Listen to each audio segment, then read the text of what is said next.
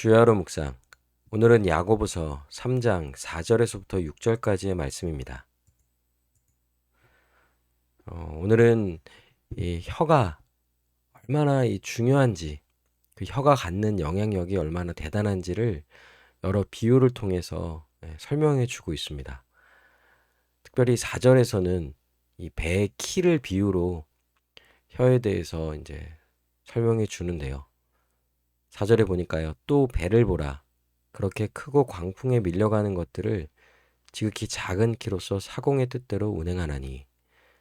배를 조종하는 것은 키죠. 배의 사공은 그 배를 조종하기 위하여서 키를 잡고 키로 조종을 합니다. 그러니까 그 키 하나로 배의 전부가 조종되는 거죠. 그러니까 마치 우리의 혀는 배의 키와 같은 거예요. 그 혀를 어떻게 조종하고 또 제어하고 하냐에 따라서 우리의 삶이, 우리의 현재 그 모든 것이 뒤바뀔 수도 있을 정도로 그 혀가 갖는 영향력은 배의 키와 같이 굉장히 중요하다 할 수 있는 겁니다. 5절에 이와 같이 혀도 작은 지체로 돼. 그렇죠. 혀는 사실 몸 신체 중에서 가장 좀 작은 거죠. 혀가 크기만 봤을 때는 뭐가 그렇게 크겠습니까? 그런데 큰 것을 자랑하도다. 보라, 얼마나 작은 불이 얼마나 많은 나무를 태우는가. 작은 혀지만 온몸에 미치는 영향력은 마치 작은 이 불이 산의 나무를 다 태워버릴 수 있는 것이죠. 작은 불꽃은 굉장히 작습니다. 그러나 그 작은 불꽃이 산에서 그 산 전체를, 나무를 다 태워버릴 수도 있을 정도로 강력한 힘인 거예요. 혀도 작은 지체지만 정말 이 몸이 갖고 있는 이 신체의 모든 부분 중에서도 그 신체 전체에 영향을 미칠 수 있을 정도로 굉장히 중요한 것이라 할 수 있는 것이죠. 혀는 곧 불이요 불의의 세계라. 혀는 우리 지체 중에서 온몸을 더럽히고 삶의 수레바퀴를 불사르나니 그 사르는 것이 지옥불에서 나느니라. 이런 표현들은 사실 무섭기까지 하죠. 혀가 곧 불이라는 거예요. 혀는 나도 불태울 수 있고요. 다른 사람도 불태워버릴 수 있는 거예요. 온몸을 더럽히고요. 삶의 수레바퀴를 불사른다는 건 여러분, 수레바퀴가 더 이상 굴러가지를 못하는 거죠. 삶이 진행되지 못하고 멈추게 되고요. 정말 큰 피해를, 큰 고통을 가져오는 것이 바로 혀라고 할 수 있는 거예요. 그 사르는 것이 지옥불에서 나느니라. 혀는 불인데 곧 지옥불과 같을 수 있다는 거예요. 그러니까 정말 우리는 이 혀를요, 잘 제어해야 합니다. 오늘 이 비유로 보건대 우리는 정말 우리 자신을 한번 잘 살펴볼 필요가 있겠죠. 우리는 이 혀를 어떻게 사용하고 있습니까? 잘 제어하고 있나요? 그러니까 혀가 정말 이 한 번의 실수로 인하여서 나타나는 이 결과는 자기의 삶을 해하고요. 또 자신의 삶을 더럽히고, 어디 자신뿐이겠습니까? 다른 사람에게도 동일한 영향력을 끼칠 수 있는 거예요. 그러니 교회 안에서 이 혀가 갖고 있는 힘, 교회는 이 이 말들로 인하여서 큰 어려움, 심각한 어려움을 겪을 수 있는 것이죠. 교회 하나됨을 깨트리는 가장 큰 요인 중에 하나 또한 이 말이 되겠죠.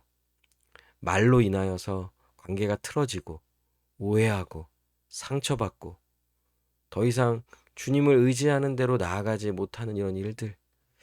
그러니 여러분, 우리가 오늘 이 비유를 생각하면서 정말 이 말을 어떻게 할지를요, 깊이 생각해 보기를 바랍니다.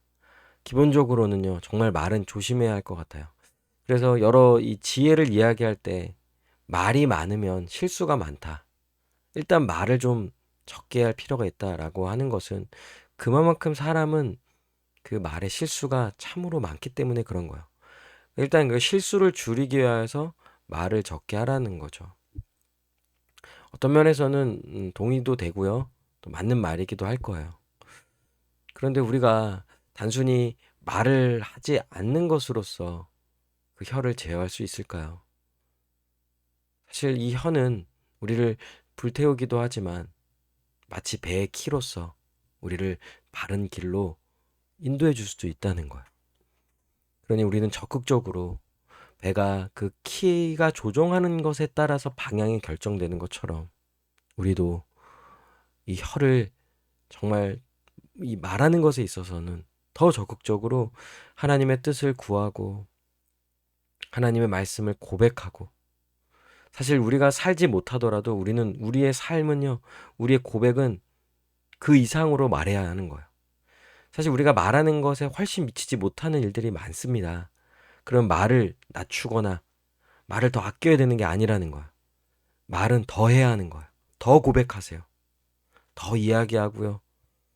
나의 삶이 어떠하든지 간에 우리의 말은 하나님을 고백하고 하나님의 은혜를 구하고 하나님을 철저히 의지하며 또 나의 삶이 변화될 것을 믿고 고백하는 거야.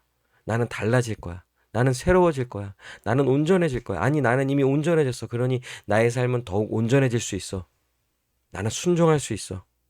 나는 주님 안에서 능히 할 수 있어. 자꾸 이런 말들로써 우리의 삶을 바른 길로, 하나님의 뜻에 합당한 길로서 나아가야 하는 거예요. 그러니 오늘 본문을 통하여서 우리 말이 갖고 있는, 이 혀가 갖고 있는 힘이 얼마나 대단한지를 좀 더 깊이 인식해 보고요. 그래서 기본적으로는 말하는 것을 조심하고 경계하고요.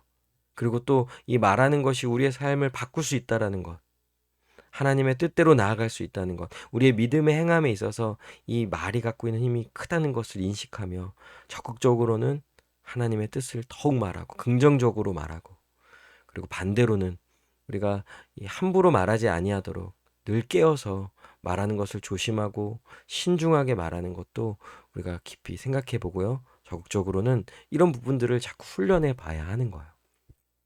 그러니 오늘 하루도 마땅히 해야 할 말은 적극적으로 하고요. 하지 말아야 할 말들은 하지 않음으로써 좀 더 우리가 더 하나님의 뜻에 합당한 삶으로 살아가는 일에 더욱더 힘쓰는 그런 오늘 하루가 되기를 바랍니다. 우리 말씀 붙잡고 함께 기도하도록 하겠습니다.